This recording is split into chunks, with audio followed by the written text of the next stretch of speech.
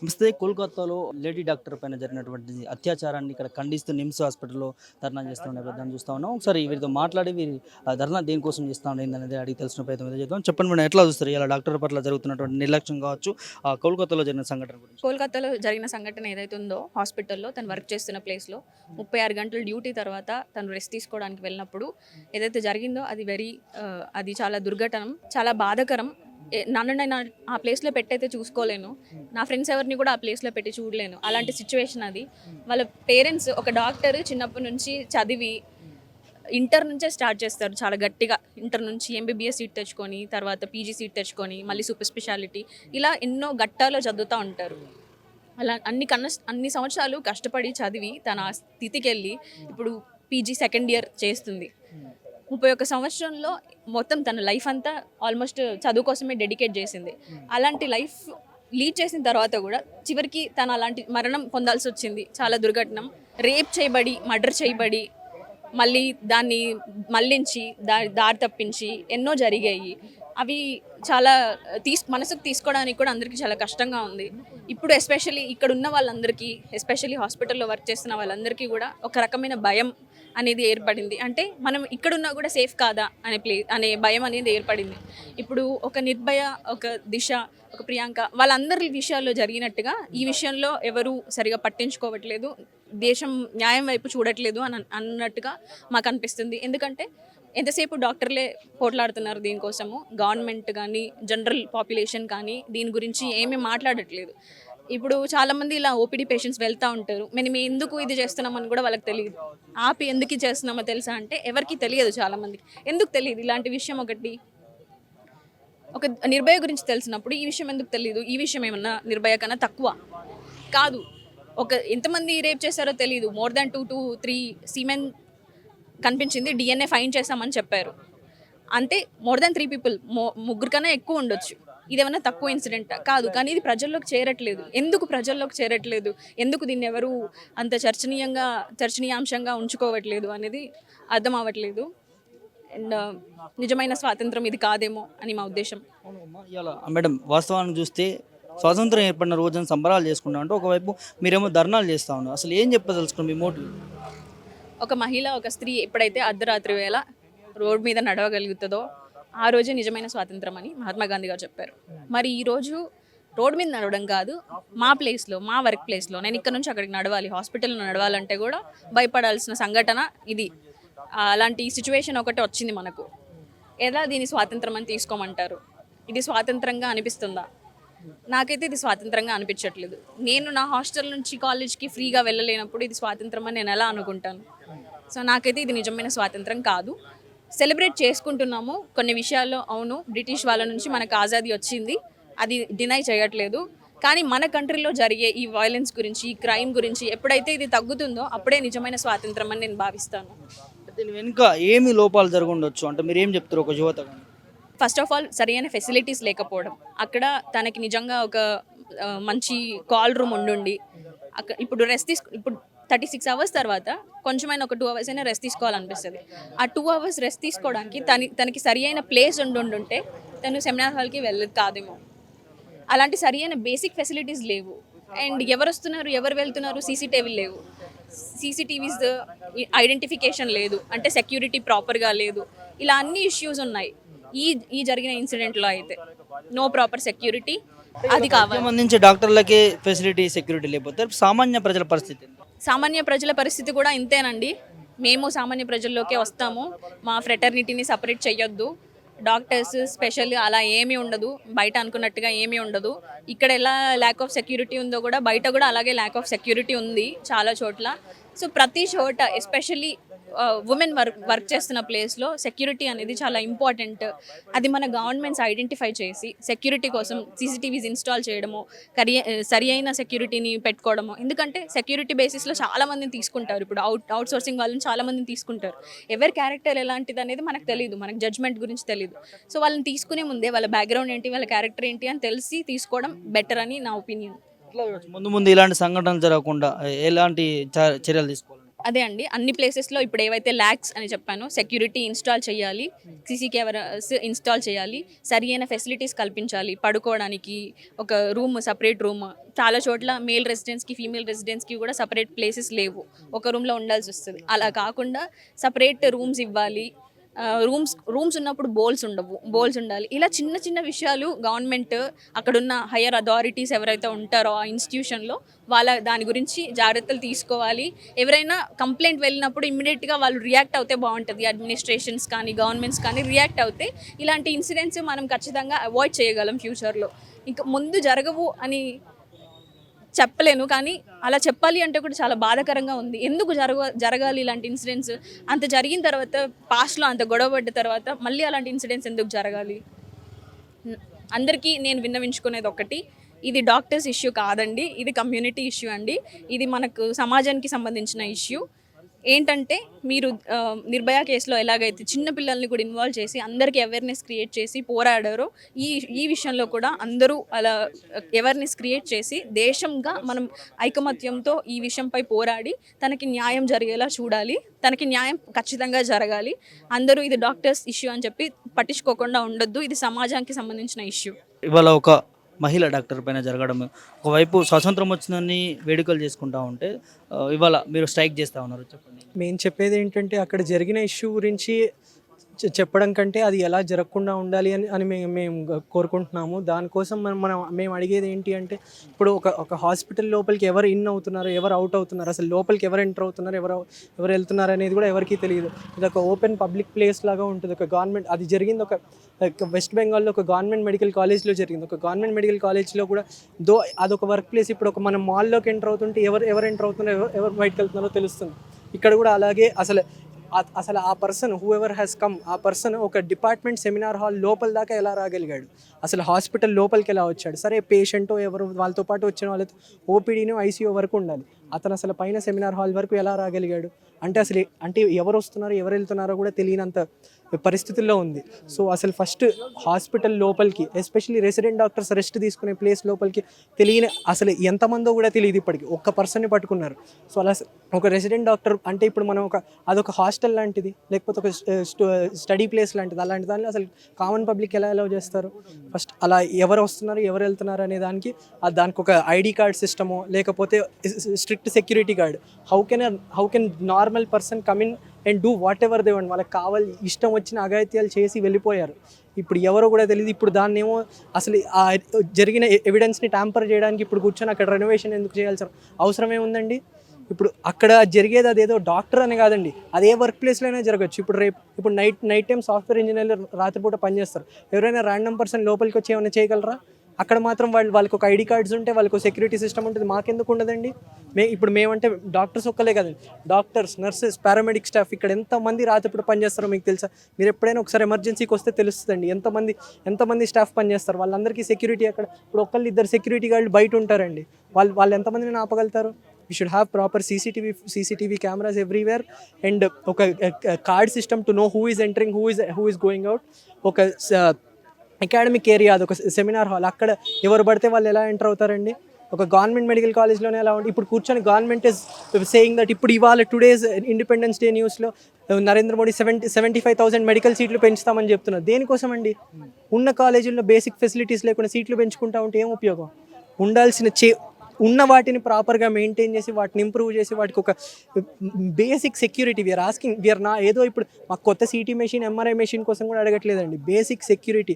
ఒక female resident doctor అక్కడ పడుకోవడానికి ప్లేస్ లేక ఎక్కడో ఒక సెమినార్ హాల్లో పడుకుంటే అక్కడ వాళ్ళు ఉండి అంతటి దారుణమైన థింగ్ చేయడానికి కూడా చేసి కూడా ఇప్పుడు తప్పించుకొని తిరుగుతున్నారు బయట. ఇంకా పట్టుకోలేకపోయారు. ఒక్క మనిషిని పట్టుకున్నారు. అక్కడ మోర్ దెన్ 1% DNA దొరికింది. ఎవరు వాళ్ళంతా? ఎందుకు ఇదంతా డిలే చేస్తున్నారు? అది మేము చెప్పేదండి. వాస్తవానికి ఇవాళ లేడీ డాక్టర్స్కి సెక్యూరిటీ లేకుండా పోయింది అనుకోవచ్చా? లేడీ డాక్టర్స్కి అయితే సెక్యూరిటీ అయితే లేదండి. లేడీ డాక్టర్ ఇప్పటికీ నేను మళ్ళీ చెప్పేది ఒకటే అండి, అది డాక్టర్స్ ఒక్కళ్ళదనే కాదు, ఎవరైనా రాత్రిపూట పనిచేసే ఏ మహిళకైనా సెక్యూరిటీ అనేది basic essential requirement. Mahatma Gandhi గారు అన్నట్టు రాత్రిపూట ఒక మహిళ బయటికి వెళ్ళి నిర్భయంగా నడవగలిగితే అదే సెక్యూరిటీ, అదే ఇండిపెండెన్స్. అదైతే లేదండి. 78 ఏళ్ళు అయినా కానీ ఇప్పటికీ అయితే ఆ స్వతంత్రం అయితే మనకి రాలేదు. ఇది చాలా బాధాకరమైన విషయం. అది వచ్చినప్పుడే స్వతంత్రం, లేకపోతే లేనట్టే అండి. బ్రదర్ ఎట్లా చూడొచ్చు లేడీ డాక్టర్ పైన ఇలాంటి అత్యాచారాలు జరుగుతూ ఉన్నాయి మరి రాష్ట్రంలో దేశంలో కూడా ఏం చెప్తారు? అదేనే ఇప్పుడు ఏంటంటే జరిగిన సంఘటన చాలా దురదృష్టకరం. సో ఇలాంటి సంఘటనలు అనేది గతంలో ఎప్పుడు జరగలేదు. సో జనరల్గా ఏంటంటే డాక్టర్స్ పైన అటాక్స్ అనేవి ఎవ్రీ 6 monthsకు 1 yearకు పేషెంట్ అటెండెన్స్ అనేవి జరుగుతున్న సందర్భం లోపల జూనియర్ డాక్టర్స్ చాలా రోజుల యొక్క దాదాపు 20 years ఫైట్లో భాగంగా ఏంటంటే ఒక security special protection force security జీవోని జూనియర్ డాక్టర్స్గా రెసిడెంట్ డాక్టర్గా మేము సాధించాం. GO number 103 with 126 members of CI లెవెల్లో, హెడ్ కానిస్టేబుల్ లెవెల్లో, ఎస్ఐ లెవెల్లో మీకు ప్రొటెక్షన్ చేస్తామని చెప్పేసి జీవో నెంబర్ 103ని 2019 లోపల రిలీజ్ చేశారు. బట్ ఇంతవరకు ఈ యొక్క స్పెషల్ ప్రొటెక్షన్ ఫోర్స్ సంబంధించినటువంటి సెక్యూరిటీని ఇంతవరకు డిప్లాయ్ చేయలేదు. సో మేము ఈ సందర్భంగా ప్రభుత్వాన్ని విజ్ఞప్తి చేస్తున్నాం, ఏది జీవో రిలీజ్ చేశారో దానికి సంబంధించినటువంటి స్పెషల్ ప్రొటెక్షన్ ఫోర్స్ సంబంధించినటువంటి ఆ సెక్యూరిటీని మీరు ఇమీడియట్లీ తెలంగాణలో ఉన్నటువంటి అన్ని టీచింగ్ హాస్పిటల్స్లో, ఉస్మానియా, గాంధీ, నిమ్స్, తర్వాత మిగతా టీచింగ్ హాస్పిటల్స్లో డిప్లాయ్ చేయాలి. దీంతోపాటు ఇంకా కొంత సెక్యూరిటీని ఎక్స్ట్రాగా మీరు ఇవ్వాలని చెప్పేసి మేము తెలంగాణ ప్రభుత్వం విజ్ఞప్తి చేస్తున్నాం. తర్వాత కలకత్తాలో జరిగిన సంఘటన ఏదైతే ఉందో చాలా దురదృష్టకరం. సో దాంట్లో ఏంటంటే మల్టిపుల్ చాలా ఇన్వాల్వ్ అయినాయి. దాంట్లో అమ్మాయి ఫస్ట్ సూసైడ్ అన్నారు, తర్వాత పోస్ట్మార్టం రిపోర్ట్ లోపల అనేక వెలుగు నిజాలు చాలా బయటకు వస్తూ ఉన్నాయి. అక్కడ నిన్న మల్టిపుల్ ఫ్రాక్చర్స్ కావడం కావచ్చు, తర్వాత సెమినార్లకు సంబంధించి 150 milligrams ఏదో వచ్చిందని చెప్పారు. సో ఇట్లా రావడం మీద దాంట్లో సామూహికంగా అత్యాచారం జరిగిందని చెప్పేసి ఒక పోస్ట్మార్టం రిపోర్ట్ చెప్తా ఉంది. కాబట్టి దాన్ని పూర్తి స్థాయిలో విచారణ జరిపేసి ఇలాంటి సంఘటనలు పునరావృతం కాకుండా సో కోవిడ్ టైం లోపల సెంట్రల్ ప్రొటెక్షన్ యాక్ట్ అనేది అప్పుడున్న భారత ప్రభుత్వం తీసుకొచ్చింది. అంటే మీ డాక్టర్లకు పూర్తి స్థాయిలో రక్షణ కల్పిస్తాం, ఎవరైనా డాక్టర్ పైన అటాక్ చేసినా కూడా 10 years ఇంప్లిమెంట్ తో ఉన్నటువంటి డ్రాఫ్ట్ అనేది అక్కడ బిల్లు ఇంకా పూర్తి స్థాయిలో దాన్ని ఆమోదించలేదు, ఇవాళ డ్రాఫ్ట్ రూపంలో ఉంది. సో ఇలాంటి సంఘటనలు జరుగుతూ ఉన్నాయి, రిపీటెడ్గా జరుగుతూ ఉన్నాయి. కాబట్టి సెంట్రల్ ప్రొటెక్షన్ యాక్ట్ని ఇమీడియట్లీ ఇంప్లిమెంట్ చేసుకొని డాక్టర్లకు రక్షణ కల్పించండి. తర్వాత మా డాక్టర్లు మీరు అందరూ కూడా తెలుసు, ఇలా క్లినికల్ డిపార్ట్మెంట్స్ కార్డియాలజీ కావచ్చు, న్యూరాలజీ కానీ, న్యూరో సర్జరీ కానీ, జనరల్ మెడిసిన్ కానీ, తర్వాత ఎన్ఎస్సీ లాంటి క్లినికల్ డిపార్ట్మెంట్స్ కంటిన్యూస్గా 24, 36 hours, 48 hours డ్యూటీలు చేస్తూ ఉన్నారు. మీరు ఉస్మానియా కానీ, గాంధీ కానీ, నిమ్స్ లాంటి మెయిన్ హైయర్ సెంటర్స్లో, టెరిషరీ కేర్ సెంటర్ లోపల సో చేస్తున్న వాళ్ళకి మినిమం మీరు ఫెసిలిటీస్ కల్పించండి. పడుకొని డ్యూటీ డాక్టర్ రూమ్స్ ఇవ్వండి, వాటర్ ఫెసిలిటీస్ చూడాల్సిన బాధ్యత హాస్పిటల్ సూపరింటెండెంట్స్ ప్రభుత్వాలపైన ఉంటుంది. కాబట్టి సో బేసిక్ ఫెసిలిటీస్, ఎమ్యూనిటీస్ పూర్తి స్థాయిలో పనిచేస్తున్న రెసిడెంట్ డాక్టర్లకు, పనిచేస్తున్న అసిస్టెంట్ ప్రొఫెసర్లకు మీరు పూర్తి స్థాయిలో మీరు ఫెసిలిటీస్ కల్పించాలి అని చెప్పేసి మేము ఈ సందర్భంగా మేము ప్రభుత్వాన్ని కూడా విజ్ఞప్తి చేస్తున్నాం. మీ పేరు నిఖిత సుభాష్. వాళ్ళ లేడీ డాక్టర్స్ పైన అత్యాచారాలు జరుగుతాయి. ఇప్పుడు ప్రజలకి ఏదైనా చిన్న ఇంజురీ అయితే డాక్టర్ దగ్గరికి వెళ్ళాలి ట్రీట్మెంట్ కోసం అని అంటారు. ఇప్పుడు ఒక లేడీ డాక్టర్ నైట్ డ్యూటీ చేసి అక్కడ జస్ట్ సెమినార్ హాల్లో రెస్ట్ తీసుకుందాం అని వెళ్తే అంత బ్రూటల్లీ తనను రేప్ చేసి మర్డర్ చేసేసారు. ఇప్పుడు మెడికల్ స్టాఫ్కి సేఫ్టీ ఎక్కడ? అసలు లేడీ డాక్టర్ అని కాదు, బట్ అమ్మాయిలకు అని సేఫ్టీ ఎక్కడ? అది నా క్వశ్చన్ గవర్నమెంట్కి. ఇప్పుడు ఆ అమ్మాయిని రేప్ చేసి మర్డర్ చేసేసారు, బట్ అది ఒక సూసైడ్ అని చూపిస్తున్నారు అందరూ. అది సూసైడ్ కాదు అని అందరికీ తెలుసు, బట్ గవర్నమెంట్ దీని పట్ల యాక్షన్ తీసుకుంటలేదు. ఏ భద్రత కల్పించాలి ఇప్పుడు లేడీ డాక్టర్స్? వాళ్ళకు ఫస్ట్ సేఫ్టీ అందించాలి. వాళ్ళకు ఇప్పుడు గర్ల్స్కి స్కీమ్స్ పెడతాం, ఆ స్కీమ్స్ పెడతామని అన్నీ చెప్తున్నారు కదా. ఆ స్కీమ్స్ అవన్నీ తర్వాత, బట్ మినిమం అమెంటీ ఏంటంటే ఫస్ట్ సేఫ్టీ కల్పించాలి గర్ల్స్కి. ఇండిపెండెన్స్ రోజున ఈరోజు ధర్నా చేస్తూ ఉన్నారు, ఏం చెప్తారు మీరు ఒక మహిళ? ఇండిపెండెన్స్ డే ఒక అమ్మాయి రాత్రి పూట ఇట్లా ఫ్రీగా తిరుగుతుంది అంటే దాన్ని ఇండిపెండెన్స్ డేగా అని భావించవచ్చు అని చెప్తున్నారు. బట్ ఆ లేడీ డాక్టర్ నైట్ షిఫ్ట్ చేసి తనను రేప్ చేసి చంపేశారు. మళ్ళీ తనకు ఇండిపెండెన్స్ లేదా అంటే తనకు ఇంకా ఇండిపెండెన్స్ డే రాలేదా? ఇప్పుడు చిన్న ఏదైనా ప్రాబ్లం వస్తే అందరూ దాన్ని కమెంట్ చేస్తారు, లేదా ఎవరైనా ఒక తప్పుడు పని చేస్తే అందరూ దాన్ని ఒక లైమ్ లైట్లో పెట్టి దానికి రెస్పాండ్ అవుతారు. బట్ ఇప్పుడు జస్ట్ ఇక్కడ మెడికల్ స్టాఫ్ ఉంది స్ట్రైక్ చేయడానికి, ఇప్పుడు ఎవరు వస్తలేరు. ఇప్పుడు మన నేషన్లో ప్రతి ఒక్కరు అమ్మాయి కోసం జస్టిస్కి స్ట్రైక్ చేసేదాకా ఆమెకు జస్టిస్ దొరకదు. న్యాయం కావాలంటే ఇప్పుడు ఏం చేయాలంటారు తన పట్ల? న్యాయం కావాలంటే వాళ్ళు రేప్ చేసిన అతనికి డెత్ పెనాల్టీ ఇవ్వాలి. ఇప్పుడు ఇంప్రిజన్ చేసి జైల్లో పెడితే ఏమైతే 3 meals per day పెడతారు, అతను హ్యాపీ ఉంటాడు తిని. అక్కడ కూడా అతను చేసి బతికేది కదా. అంటే ఇప్పుడు బయట చేస్తే ఏమవుతుంది? అందరు ఇప్పుడు భయపడరు, ఏమవుతుంది జైల్లో పెడతారు, ఇంకేమవుతుంది. అతనికి డెత్ పెనాల్టీ కల్పించాలి. హర్ఘర్ తిరంగా అని చెప్పేసి మనం పెద్ద కాన్సెప్ట్ తోటి ప్రధానమంత్రి నరేంద్ర మోడీ గారు ప్రతి ఇంటి మీద జెండా ఎగరాలని చెప్పేసి అంటున్నారు. బేటీ బచావో అని చెప్పేసి ప్రోగ్రామ్ తీసుకొస్తున్నారు. ఆ ప్రోగ్రామ్స్ సెంట్రల్ గవర్నమెంట్ నుండి అన్ని అమలు చేస్తున్నారా లేదా, లేకపోతే ప్రోగ్రామ్స్ వరకేనా అని చెప్పేసి చూడాలి. ఇప్పుడు పేపర్ స్టేట్మెంట్స్ కోసమే ఎక్కడైనా ఐసీలలో కానీ డ్యూటీ డాక్టర్స్ మీద కానీ డ్యూటీ స్టాఫ్ ఎవరైనా ఉంటే వాళ్ళ మీద జరిగే దాడులకి చట్టపరమైన చర్యలు ఉంటాయని చెప్పి చెప్తున్నారు తప్ప ఆ పేపర్ స్టేట్మెంట్లు లేకపోతే రాజ్యాంగంలో ఉన్న చట్టాలకి అమలు అవుతున్నాయి తప్ప ఉండడానికి మాత్రమే అవి చూసుకోవడానికి చదువుకోవడానికి వినడానికే తప్ప ఎక్కడ అమలు జరగట్లేదు. ఇప్పుడు దేశంలోనే కాదు మన రాష్ట్రంలో ప్రీతి కేసు కూడా అలానే జరిగింది. ఇంతవరకు న్యాయం లేదు. ఇంకా చాలా కేసులు ఉన్నాయి. సమస్య మన వరకు వచ్చేంత వరకు మనం ఇట్లా చేస్తున్నాం తప్ప వారి కుటుంబాల్లో అయినప్పుడు వాళ్ళు ఎలా స్పందిస్తారనేది ఇప్పుడు వాళ్ళకి బాధ్యత వాళ్ళకే వదిలేయాలి. ప్రభుత్వ వైఫల్యం వల్లనే ఇలాంటి జరుగుతున్నాయి అనుకోవచ్చు, మహిళల పైన కావచ్చు, లేడీ డాక్టర్. అవును, తప్పకుండా. ఇది ఇప్పుడు దేశంలో రాష్ట్రంలో ప్రతి ఒక్కటి ప్రత్యేక చట్టాలని చెప్పేసి అంటున్నారు తప్ప అవి ఎంతవరకు అమలు అవుతున్నాయని చెప్పేసి దాని మీద రివ్యూ అనేది ఇప్పటివరకు లేదు. హాస్పిటల్లో నార్మల్ అవుట్సోర్సింగ్ సెక్యూరిటీని నియమిస్తున్నారు తప్ప పోలీస్ ప్రొటెక్షన్ ఫోర్సెస్ ఒక్కరు లేరు. ఐసీయూలలో ఒక పేషెంట్ డెత్ అయితే డాక్టర్ మీద చాలా దాడి జరుగుతున్నాయి. మేమే చంపేశామన్నట్టు. ఇప్పుడు ఎమర్జెన్సీకి వెళ్తే ఏ పేషెంట్ ఎట్లా వస్తున్నారో తెలియదు. ఎమర్జెన్సీ క్రిటికల్ కేర్లో వస్తున్నారు. ఇప్పుడు ఆ పేషెంట్ డెత్ అయిన వెంటనే అక్కడ ఎవరైతే ఉంటారో ఆ విషయంలో అటెండర్స్ అందరూ డ్యూటీ డాక్టర్స్ మీద దాడి చేయడం తప్ప వాళ్ళని రూమ్లో డాక్టర్స్ని రూమ్లో పెట్టేసి లాకర్ పెట్టేసి కాపాడాల్సి వస్తుంది డ్యూటీ టైంలో. ఇప్పటివరకు ఏ చర్యలు లేవు. ఇప్పుడు మా హాస్పిటల్లో నిమ్స్ హాస్పిటల్లో ఓన్లీ 2-3 అవుట్ గవర్నమెంట్ ఫోర్స్ తప్ప ఎక్కువ ఎవరు లేరు. సీసీ కెమెరాస్ కూడా అక్కడొకటి అరకొరక ఉన్నాయి. ప్రతి ఒక్క దగ్గర ప్రైవేట్ హాస్పిటల్లో వెళ్తే ఎంట్రీ ఒక గేటు, ఎగ్జిట్ ఒక గేట్ ఉంటుంది. కానీ ఈ హాస్పిటల్లో ఎంట్రీ ఒక గేట్ లేదు, ఎగ్జిట్ ఒక గేట్ లేదు. ఎవరు ఎటు నుంచి అయినా రావచ్చు, ఎటు నుంచి అయినా పోవచ్చు, ఏ టైం అయినా రావచ్చు. సెక్యూరిటీ లేదు. Proper CC camera footage observation జరుగుతున్నా లేదా అనేది కూడా తెలియట్లేదు.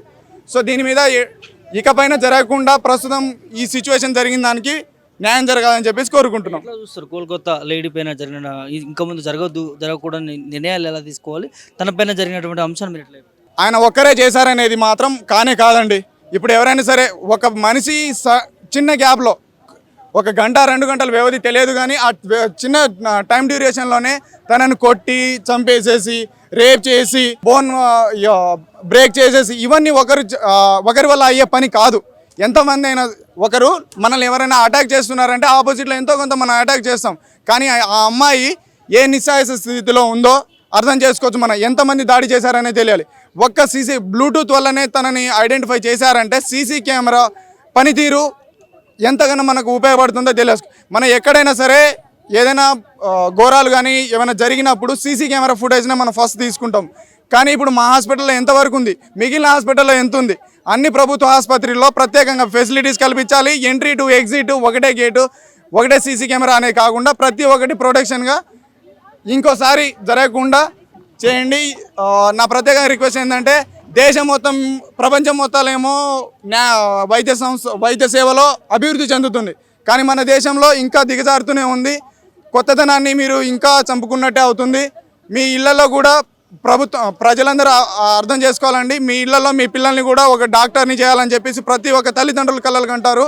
ఇన్సిడెంట్ జరగడం వల్ల వారి కళల్ని చంపుకోవాల్సిన పరిస్థితి ఏర్పడుతుంది. కాబట్టి ప్రభుత్వం గట్టి చర్యలు తీస్తే మా మీద ఏమైనా జరిగినా సరే మంచి రక్షణ కల్పిస్తున్నారనే ప్రభుత్వం మీద భరోసాతో అయినా సరే వచ్చే యువత వైద్య సేవలని అందించే విధంగా ముందుకు వస్తారని ఆశిస్తున్నాను. Thank you. ఎట్లా చూస్తారండి అంటే లేడీ డాక్టర్ పైన జరిగిన ఈ అత్యాచారం? సార్ లేడీ డాక్టర్ అనే కాదు, మేము కూడా ఉమెన్సే. మేము కూడా 36 hours 48 hours డ్యూటీ చేస్తాము. చేసి ఒక్క 5 minutes బ్రేక్ తీసుకునే రైట్ కూడా మాకు లేదా? ఆ బ్రేక్ టైంలో కూడా వచ్చి అలా చేయడం ఎంతవరకు న్యాయం చెప్పండి? అసలు ఆ రైట్ కూడా మాకు లేదా? అక్కడ కూడా మాకు సేఫ్టీ లేదా? ఒక్క 5 minutes బ్రేక్ కోసం కూడా మాకు సేఫ్టీ లేకపోతే మేము ఏమని చెప్పాలి? డాక్టర్స్ అనే కాదు, వేరే వాళ్ళు ఎవరైనా నైట్ డ్యూటీస్కి వెళ్తారు, వాళ్ళు ఏమని వెళ్తారు? ఇప్పుడు జరిగిన ఇన్సిడెంట్ ఎవరైనా ముందుకు వస్తారా నైట్ డ్యూటీస్కి వెళ్ళడానికి? ఇప్పుడు ఇన్సిడెంట్ని చూసి బయట సమాజంలో తిరుగుతూనేమో అలాంటి బట్టలు వేసుకొని తిరిగారు, అలా ఎక్స్పోజ్ అయ్యారు, ఇలా ఎక్స్పోజ్ అయ్యారని చెప్తారు. హాస్పిటల్లో స్క్రబ్లో ఉంటారండి ఫుల్. అక్కడ ఏం ఎక్స్పోజింగ్ కనిపించింది వాళ్ళకు? ఏం ఎక్స్పోజింగ్ కనిపించిందని వచ్చి ఎవరో చేసి ఇంకొకవరినో బక్రాన్ని తీసుకొచ్చి ఈయనే చేసిండు అని చూపిస్తే ఏంది అది? ఎవరో బిగ్ షాట్స్ ఉండి కరప్టెడ్ అయ్యి మొత్తం గవర్నమెంట్ మొత్తము అసలు మీడియాలో కూడా రావట్లేదు. జరిగిన ఇన్సిడెంట్ జస్ట్ ఒక హెడ్లైన్ లాగా చెప్పారు, అయిపోయింది. వేరే న్యూస్ అయితే చాలాసార్లు చెప్తూనే ఉంటారు. ఇది కూడా హైలైట్ చేయండి. జస్టిస్ జరిగే వరకు హైలైట్ చేయండి. అంటే ఏం చెప్తారమ్మా? అంటే ఒక లేడీ పైన మహిళల పైన ఇలా జరుగుతూ ఉన్నాయి, ప్రభుత్వాల వైఫల్యాలు అనుకోవచ్చా? ఏం చెప్తారు? ఎవరి దగ్గర డబ్బు ఉంటే వాళ్ళది మాట అన్నట్టు అయిపోయిందండి. ఎవరి దగ్గర ఎక్కువ డబ్బులు ఉంటే వాళ్ళ మాట వింటాం అన్నట్టు అయిపోయింది గవర్నమెంట్ది కూడా మొత్తము. నువ్వు డబ్బులు నేను నీకు సేవ్ చేస్తాను, నువ్వు ఏమని చెయ్యి అన్నట్టు అయిపోయింది గవర్నమెంట్ది. అట్లా కాకుండా ఎవరైతే చేశారో వాళ్ళనే పట్టుకొని వాళ్ళకు మంచిగా 3 times మీల్స్ పెట్టకుండా సివియర్ యాక్షన్ తీసుకోవాలని కోరుకుంటున్నాను. అంటే ఏం అనుమానాలు వస్తూ ఉన్నాయి మీకు అంటే దానిపైన కూడా? అంతా రేప్ చేసి చంపేసి అది సూసైడ్ అనడం అదే పెద్ద డౌట్ఫుల్ అండి. సూసైడ్ చేసుకొని చనిపోతే తనకు ఏ ఇంజరీస్ అయితే మెడికల్ ఫీల్డ్లో ఉన్న వాళ్ళం మాకు తెలియదా? సూసైడ్ అయితే ఐస్ నుంచి బ్లీడ్, వెజైనల్ బ్లీడింగ్ అలా అన్ని బ్లీడ్స్ వస్తాయండి. సూసైడ్ జరిగితే ఎలా చనిపోతారో తెలుసు కదా. దాన్ని కూడా కవర్ చేసి అన్ని ఎవిడెన్స్ని కూడా డిస్ట్రాయ్ చేసి అలా చేస్తే ఏం చెప్తాం చెప్పండి. ఇంకా ప్రభుత్వం వాళ్ళకి మీరు చెప్పే విజ్ఞప్తి ఏంటంటే ఏం చెప్పారు? ఇలాంటి మళ్ళీ కేసెస్ ఫ్యూచర్లో ఎప్పుడు జరగకుండా ఒక రైట్ తీసుకొని రావాలనేసి చెప్తున్నామండి. జరిగిన ఇలాంటి క్రిమినల్స్ని తొందరగా పట్టుకొని వాళ్ళకు జైల్లో పెట్టుకొని వాళ్ళకు వాయిదాల మీద వాయిదాలు వేయకుండా తొందరగా వాళ్ళకు శిక్ష పడేలా చేయాలని కోరుకుంటున్నామండి. మేడం, కోల్కతాలో జరిగిన ఇలాంటి అత్యాచారాలు, మహిళా లేడీ పైన జరిగిన అత్యాచారం ఎట్లా చూడొచ్చు? ముందు జరగకుండా ఎలాంటి చర్యలు తీసుకోవాలి? జస్టిస్ కనుక గవర్నమెంట్ ఇవ్వగలిగితే, ఇప్పుడైతే వెస్ట్ బెంగాల్ గవర్నమెంట్ మొత్తము ఎవిడెన్స్ని డిస్ట్రాయ్ చేయడానికి ట్రై చేస్తుంది. ఏదైతే పోలీసులు ఉన్నారో వాళ్ళందరూ మాకు సపోర్ట్ చేయకుండా ఎవరైతే ఇన్వాల్వ్ అయ్యారో ఈ ఇన్సిడెంట్ వెనకాల వాళ్ళకి సపోర్ట్ చేస్తూ మొత్తం ఎవిడెన్స్ అంతా పోగొడుతున్నారు. సో ఇలా జరిగితే మాత్రం జస్టిస్ రాకపోతే ఇలాంటి కేసులో మేము సేఫ్ అనేసి మాకు ఫీలింగ్ అయితే రాదు. రేపు మేము కూడా పడుకుందాం అనుకున్న డ్యూటీలో మాకు కూడా భయం వేస్తూ ఉంటుంది. ఎందుకంటే ఇది అక్కడ జరిగింది ఇక్కడ జరగదు అనేసి ఏం లేదు. రేపు ఇక్కడ జరగచ్చు, రేపు మన కాలేజ్లోనే జరగచ్చు. సో జస్టిస్ అనేది ఇంపార్టెంట్. గవర్నమెంట్ ఎంత ఫాస్ట్గా యాక్షన్ తీసుకుంటే, ఎంత స్ట్రిక్ట్గా ఇంప్లిమెంట్ చేస్తే ఏమైనా రూల్స్, అప్పుడు మాకు కూడా ఓకే గవర్నమెంట్ మా వెనకాల ఉంది, మా సేఫ్టీ గురించి కూడా ఆలోచిస్తుందన్న ఫీలింగ్ మాకు కలుగుతుంది. ఇక్కడ గవర్నమెంట్ ఖచ్చితంగా కేసుని తప్పుతో పట్టించే అంశంగా చూస్తున్నాను. అది ఆబ్వియస్గా అది తెలుస్తుంది. లాజికల్గా ఆలోచిస్తే ఎప్పుడైతే ఇన్సిడెంట్ జరిగిందో వాళ్ళ పేరెంట్స్కి కాల్ చేసి చెప్పారు. ఫస్ట్ హెల్త్ బాగాలేదని చెప్పారు, దాని తర్వాత సూసైడ్ చేసుకుందని చెప్పారు, దాని తర్వాత పేరెంట్స్ని లోపలికి ఎలౌ చేయలేదు. 3 hours వరకు వాళ్ళ పేరెంట్స్ బయటనే ఉండమని చెప్పారు. ఒకవేళ సూసైడ్ అయ్యి ఉంటే డైరెక్ట్గా అదే చెప్పి పిలిచుండేవాళ్ళు.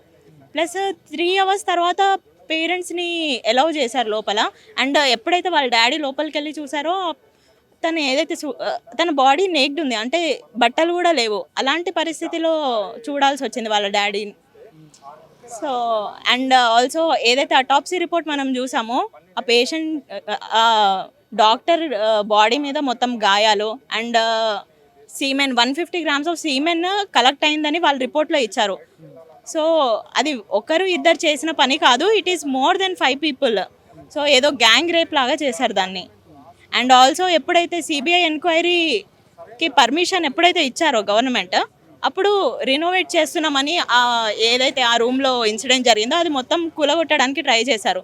So they are trying to cover the evidence, they are trying to destroy the evidence. ఇదంతా చూసుకుంటే లాజికల్గా ఆలోచిస్తే ఎవరికైనా అదే అనిపిస్తుంది. లైక్ సో కాల్డ్ విఐపీస్ ఏదైతే పొలిటీషియన్స్ ఉన్నారో ఆర్ ఇన్వాల్వ్డ్ అగైన్, లైక్ ఈ ఇన్సిడెంట్ వెనకాల వాళ్ళ చేయి కూడా ఉంది అని ఖచ్చితంగా అనిపిస్తుంది ఎవరికైనా. దేశం మొత్తం కూడా ఇండిపెండెన్స్ వచ్చిన రోజు అని చెప్పి కూడా ఘనంగా సెలబ్రేషన్ చేసుకుంటా ఉంది. ఒకవైపు మీరు ఇట్లా రోడ్లపైకి వచ్చి ధర్నాలు చేస్తూ ఉన్నారు, న్యాయం కావాలని చెప్పి. ఏం చెప్తారు madam me motive?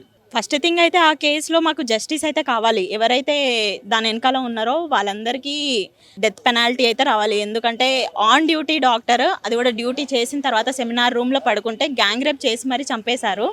So and also మాకు సెక్యూరిటీని పెంచాలి అండ్ సీసీటీవీస్ ఇన్స్టాల్ చేయాలి.